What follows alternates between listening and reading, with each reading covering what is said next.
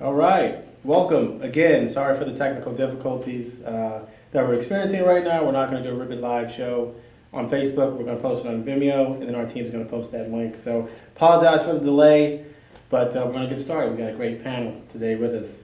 Welcome to Ribbit's Fastpitch Live Show, where we discuss all things Fastpitch with the Fastpitch community, and where you'll see why more coaches and players are switching to Ribbit. Every Wednesday at noon Eastern Standard Time, or about, you'll get great college prep tips and insights, secret product updates, or ideas to help you excel as a softball coach or parent. Our normal hosts couldn't be here today. Coach Wes and team mom Amy couldn't make it. I'm filling in. My name's Alan Thompson. My wife's watching. That's cool. And joining us today, I'll let you introduce yourselves. First name, last name, position would be great. So. Madison Wilder, I'm a catcher. Okay. Cameron Orland, I play shortstop. Gracie Lopez, and I'm an outfielder, catcher, and third baseman. Okay. Welcome to the Ribbit Live Show. How you ladies doing today? Good. Good? All right, great. All right, so real quick, some administrative notes I need to go through. Last week's product winner was Sarah Velez-Kolva. Do you all know her? No? She won a hat, a visor, and a headband. She killed it. Yeah, she got it. This week's product giveaway is a pair of Ribbit softball pants. Not this particular pair of Ribbit softball pants, but a pair that will actually fit you. So they come in black, 4-way stretch fabric. We love them. Players love them. It's always good to get a fresh pair of pants during the season, I think, right, ladies? Mm-hmm, Okay. definitely. Cool. So how you win, you share the video and tag a parent or coach. Make sure it's public. So you just need to go into your Facebook settings and switch it from only me or just friends or whatever you have the setting as, and make sure it's public so we can see you post it, and the winner will be announced during next week's live show. All right, you ready to get started? Yes. All right. Ladies, I just had a couple of questions for you. I'm really excited to hear your stories, especially about the recruitment process, all the things that you enjoyed about that recruitment process, all the struggles that you went through the recruitment process. So maybe as a general starting point, you can tell us where you are in regards to playing at the next level. So you want to start at the end? I'm currently uncommitted at the moment. I've received a few offers that I didn't accept, but I'm waiting on a few. I'm currently verbally committed to Florida Atlantic University. Rocking the colors. Can't see it. There you go. I love it. Love it. Okay. I am currently signed to Ave Maria University. Nice. All right. So, ladies, we're going to jump into the stuff that you want to tell all these folks about the challenges. But I want to know first off, what was the best part, like the part that brought you the most joy throughout this whole recruiting process?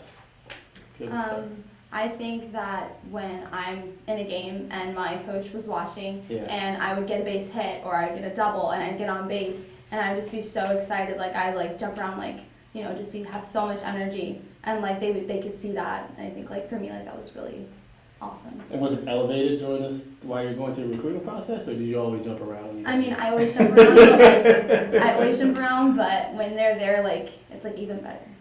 Okay. Adding on like her, like when I do good in front of my coaches, I definitely am like more proud about myself because I can show my coaches that I can do better with them or with them not there watching me.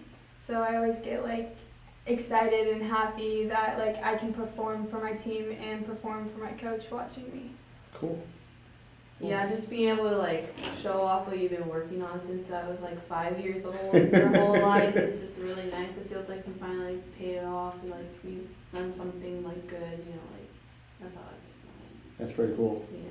So, when did the recruiting process start? Like, when did you start reaching out to coaches, and how'd you go about doing that? Mm-hmm. Do you remember that long ago, or? I mean, I guess, yeah. I mean, freshman year, I took a year off last year because of just like, just for rest because I've been playing for so long. But I've started freshman year just like at least starting emailing, letting people know who I was and like going to showcases. It could be as simple as us going to showcases, like your first showcase. So that's when I started, just like, I had my first showcase when I was a freshman. Okay. I started when I was in 8th grade, and I emailed the coaches every time I played a tournament before the tournament so I could let them know to come and watch me. So the most important thing is to start young and to email them like right before your like tournament, like a week before, so they have a notice like to come and watch you. Yeah, like constantly emailing Yeah, them. Yes. yeah. Laying them who They you get are. annoyed, but Yeah. I mean, No, they actually like it though. Yes. Yeah. They like that. They see the We'll have to get interest. we'll have to get some coaches in there and see what they think about receiving emails from 8th graders about to watch your game. Gracie, what about you? I actually started a little bit later. I started Okay. my sophomore year, and I was emailing coaches, hey, I'm playing here, hey, I'm playing there, but I didn't really like I did it, but I didn't really get anything like back, like feedback-wise from coaches, Sure. and like, oh, I'm interested in you too, until like my junior year. And like one of the best parts about that is when you email a coach and they actually do come out to your game and you feel so good about yourself. That's pretty cool. Yeah, and yeah. So this is interesting. So you started sophomore year, Mhm. freshman year, Mhm. 8th grade. yeah. Why did you start in 8th grade? Why did you start sophomore year?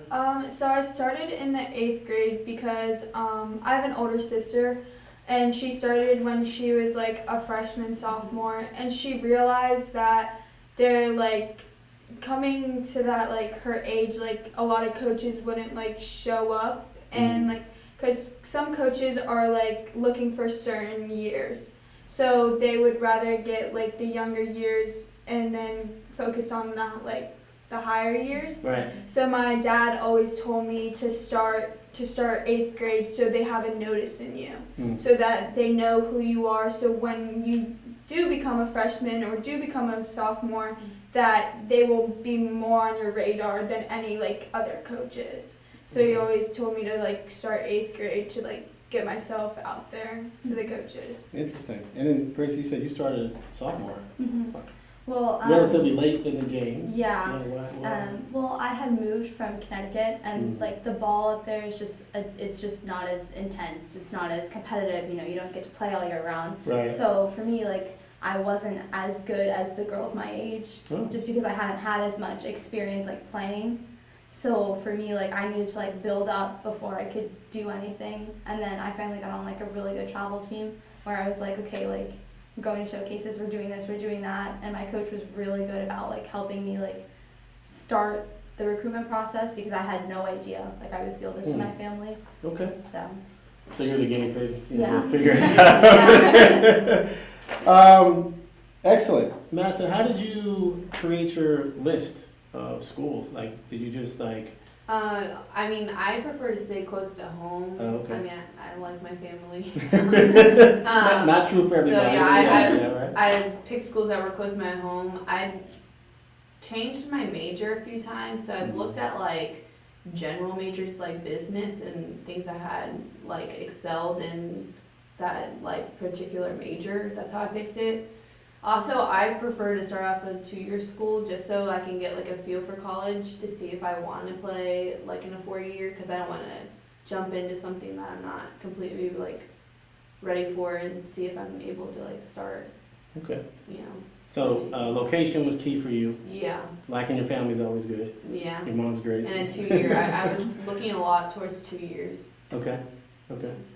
How about you? How did you pick your list?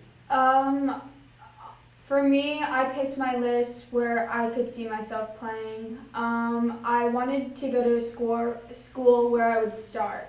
I didn't want to go to a school where I would start junior year and just waste my time there. So I really was focusing on schools where it was kind of small, but like I would know that I would play there and start there. But also I wanted close to home also, and I just wanted a really good atmosphere. Like I just really wanted a good connection to it. So like I had some like colleges in mind where I knew like I could fit, like I could be there. So that's where my list came from. Cool. Grace, the same thing for you? well, I definitely wanted a small school because I really liked like the classroom, like, you know, intimate with the, you know, teachers. They know who you are, they know your face, they're more likely to, you know, help you out and stuff like that. So for me, it was like finding a small school. I wasn't too concerned about location. Like I stayed mostly in Florida, but I wasn't like you know, staying right next to my parents. I love them to bits, but Yeah, no, I'm with you. What's interesting is that we were talking earlier before the show, and it really comes across from you ladies that you all are super smart. You work hard, discipline, all those things I think you learn from softball. But I did have a question about when you selected your schools, Florida State's, Florida, bigger schools that ever been in your mind? And did you apply to those schools? And if not, why not? That's like 3 questions. But so did you ever look at the bigger schools? And if not, why not? So funny story. Okay. I just committed to Florida Atlantic, Mm-hmm. and I was going to, it was a showcase in, I think, Georgia or Tennessee, I don't know which one, I forgot. But there is like a lot of like D1 like coaches there watching our team, and I was just playing the game, and my dad is an assistant coach for my team, so he was talking to the coaches behind the plate. Mm-hmm. And Alabama was like, oh, I really like the shortstop, like I'd love for her to come out to our campus, like check it out, like I really want her. And my dad was like, well, I'm sorry, like she just committed like yesterday, and she's really like in love with Florida Atlantic. And so like when like in my freshman year, I was looking at big places, but I realized my like when I came to reality, I was like, I want to start. Like Yeah. I want to be that player that's known like for starting at a like small school, but like is better than and like wants to fight for her position. Like I didn't want to start at a school where like I said, like start junior year and just waste my time. Like so like they did come to mind, but it wasn't really a big thing in my mind. It was more like smaller schools that Gotcha. I liked. Okay. Yeah, that's pretty much the same thing about what she said. Is like what I was saying earlier about starting off at a 2-year school, because I would want to start and I wanted to like be involved instead of having to wait for my junior year to like start getting involved and actually getting playing time and things like that. So that way when I play 2 years, I can go to that big 4-year school and get playing time there for my last 2 years. yeah, I think I definitely agree with that. You know, wanting to start, wanting to fight for your position, as you said, it was like, I mean, I'm a good ball player, but I could never like see myself in like the big, you know, like D1 schools. Like It's hard. Yeah, it's tough. definitely tough. So you had to keep it real. Right? Yeah, you have to keep it real. Yeah, you can't like have expectations. Like you have to be real with yourself. Yeah, like be real with yourself. Yeah. Honestly, like everyone obviously like sees themselves like seeing like playing at a D1 school, but like when it comes to reality, like your talent really shows where you should play, and like that's what I was always told. All right. That's so like advanced level stuff. Like I'm really impressed. Like, there are adults who are still trying to figure it out and keep it real, and they can't, right? Yeah. So that's very cool. Kudos to you all. I'm supposed to give away these pants. I've been so interested in what you're saying. So we're giving away pants. These pants again, or not these exact pants, but pants like this. So you can win the pants by sharing this video. And make sure you make it public on Facebook whenever you get that link posted. Okay.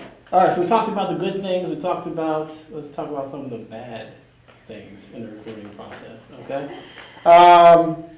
Toughest part about the recruiting process for each of you. Let's start on the field first, right? Like, so you got a lot going on. You're traveling a lot, I don't know, but what was the toughest part for each of you on your journey on the field with this recruiting process?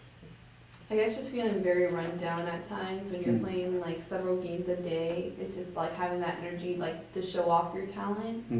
Is just like you have to like stay on top of yourself and make sure that you're giving your best the whole time, because you're out there trying to show them what you have, you know. Yeah.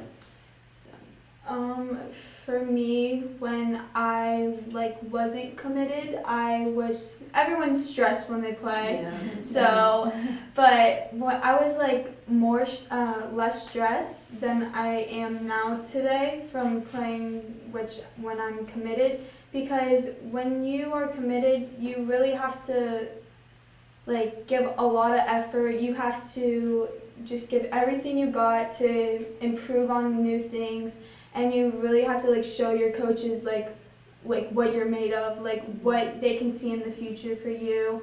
And so on the field, it was stressful, but when coaches are there, they kind of motivate me to play better, but also it's a little bit stressful because if I make an error, I'm oh gosh, I just made an error, they probably don't want me. But it's not about that. It's about your quality at bats. It's about your swing. If I struck out, I'd be it's okay if I had a good swing on it. That's all they care about. If I had a good if I made an error but I had good fundamentals, that's all they care about. It's not about the error or the pass ball or the strikeout. It's all about your techniques of the game. So I was less I was kind of stressed, but kind of mellow to it. So I definitely think that feeling of oh my gosh, they're here to watch me, what if I mess up, stuff like that. I feel it's more stressful saying what if I don't get this chance again, but once I stopped thinking like that, then I did better, I got more looks and stuff like that. Right. So I think just not doubting yourself really changes how you see it. Yeah, the key thing is always making sure your head's clear. Yeah. When you play, that is Definitely. one of the biggest things I've learned is making sure your head's clear. That's one of the things I still deal with today, when I play, is making sure that you play with a clear head. This is so great. The things you are talking about. I was just talking about this with my team over in the research and development department. You can't control the outcomes. Yeah. You can just control your effort. Exactly. Right? You can control your preparation, you can control your communication, you can control these things, this little list of things we can control, but the actual outcome, will the product arrive here, will it, be the spec, will people buy it? Those are things outside of our control. And it's so cool that you all are experiencing this now. Yeah.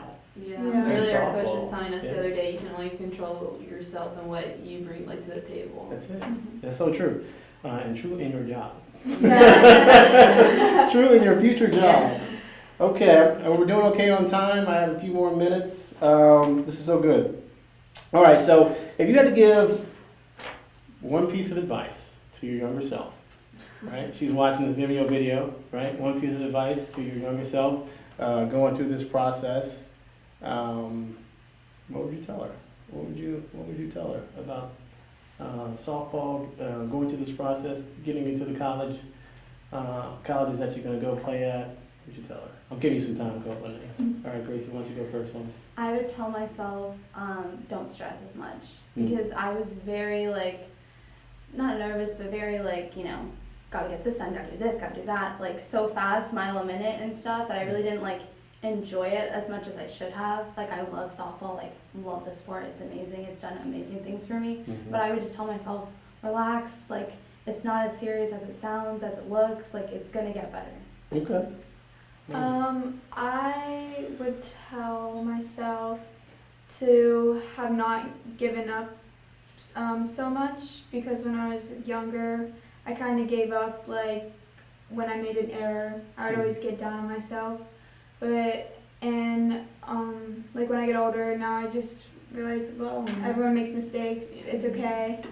And I would also tell myself to work harder, because I feel when I was little, I didn't work as hard to what I am now. I feel I could have put more effort into who I used to be to make a better outcome to now. So I would definitely say work harder. Work harder. Yeah. Okay. Don't stress. Work hard. I like it. For the recruiting process, I would say don't take everything so personal, because a lot of those coaches are there because they have certain spots they need to fill, and that could not just be you. Doesn't mean anything that you're not a great player. That just means they just don't have the spot for you. On the field, I would say just accept failure and move on, because you're only going to just get better if you accept that you made a mistake, but you have to learn from them. There's some adults that need y'all to sit down and talk to and convey all this like deep knowledge. I only got a few more minutes, I think, so I wanted to get your feedback on some stuff that's been popular in the news, Okay. floating around the softball community, and that's backflips. Okay, so real quick, I don't know if you're aware of this, we talked about it before you showed up here, Casey, but I think it was Oklahoma State University player hits this monster home run against Oregon.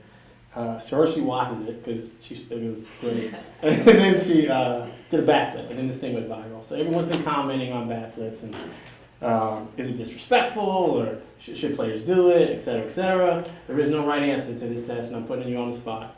So we'll start out on the So backflips, good or bad? As long as you don't hit anyone with it, I think it's fine. Like, I think sometimes you just get so caught up in the game, Yeah. and then when you do like get that home run, I mean, I wouldn't know. When you do get that home run, you know, you get excited, and everyone reacts in their different ways. But as long as you don't hit anyone, or you're not just like being too disrespectful, I think it's fine. You Okay. know.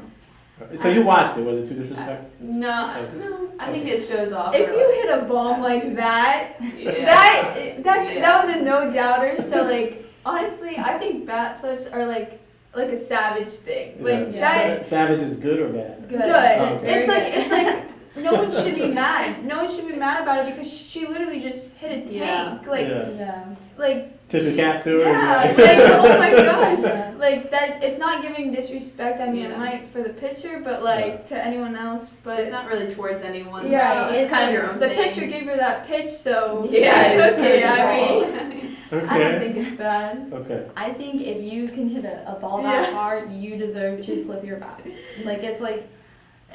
It's part of your celebration. Yeah. Like you Yeah. work for that, you deserve that. Flip your bat if you want to. It's like her jumping around. It's Yeah. like a dance, Yeah, like it's when like you you're jumping around. yeah, it's like a dance. Like if you like hit the folks or something, like it's like a Yeah. dance. I'm just Oh saying. my god. Well, what's really cool is that this thing's gone viral. Everyone's talking about it, or a bunch of people talked about it when it happened. Made Sports Center and Major League Baseball showed it, this, that, and the other thing. So the sport of softball is like in the collective consciousness of America. We're talking about a player's bat flip in the middle of March, right? You know what I mean? So it's really cool to see the sport that you all are spending all this time with growing. And now we're talking about it, and there's professional leagues, there's going to be the Olympics, and I'm very excited about the sport, about what y'all are doing, because softball's producing some pro people. Yeah, it's crazy how much it's grown. Since I I, know. was younger, like it was not very talked about, and now it's like crazy big. It's like on TV all the time. I know. All right, so I got to do some wrap-up stuff. Thank you all so much. It's been so much fun. Yes, thank you for I would having love us. to have you back, but I'm not in charge of those types of things. Okay, so I missed a few things. Let me catch up here. I was supposed to do a warm welcome, I forgot, so let me go back and do that. A warm welcome to the newest members of the Rippet family, which was the Windermere Little League, who just outfitted 232 girls in Rippet uniforms. Yes, I actually coach for the Windermere. Oh, you do? Yes, Well, same. I used to good. play. All right. It says here they're looking good out there. I don't know. We are. Okay. Wait, Okay. what's your team? Shout out to your Comments. There you go. Comments. Some notes from Wes, who couldn't be here today. This week's Rippet High School heroes are, let me know if you know any of these players. Okay. Savannah Barnett of Lake Region High School, who had 2 big wins in the pitching circle, throwing a 1-hitter and a no-hitter while striking out 21 batters over the 2 games. Yes, Wow. that's my bestie. All right. Yeah. Have you stepped in the box against her? No, I play with her. Oh, I yeah. don't have to do that. No. She's pretty good. Yeah. Okay. So that Savannah was also 3 for 3 at the plate with a home run. Wow. Wow. Probably did a bat flip. Maddie Wicker tossed a no-hit shutout with 7 strikeouts in East Ridge's win versus Ocoee. Maddie. Florida commit and grade 8 student Mia Williams. Yeah. Was You know her? Yeah. she's good. Yes. Was 2 for 2 with 2 home runs and Windermere Prep's win over Masters Academies. Some big games took place this past week as well. St. Cloud Lady Bulldogs took on nationally ranked Pembroke Pines Charter, and after 11 hard-fought innings, the game ended in a 2-2 tie. Winter Springs moved to 7-0 on the season as they outlasted Lake Howell, who is 6-2 on the season. Remember to tag a parent or coach and share this video for a chance to win a pair of softball pants. We will be announcing the winner on next week's live show, Wednesday, March 20th, 2019 at 12 p.m. Eastern Time. If Facebook Live is working, if not, we'll post another link. Let's see, on next week's Rip It Live show, we'll be discussing college prep from the parent perspective with the parents of high school students at different stages in their college recruitment process. All right, see you then. Thank you, ladies. You're Thank welcome. you.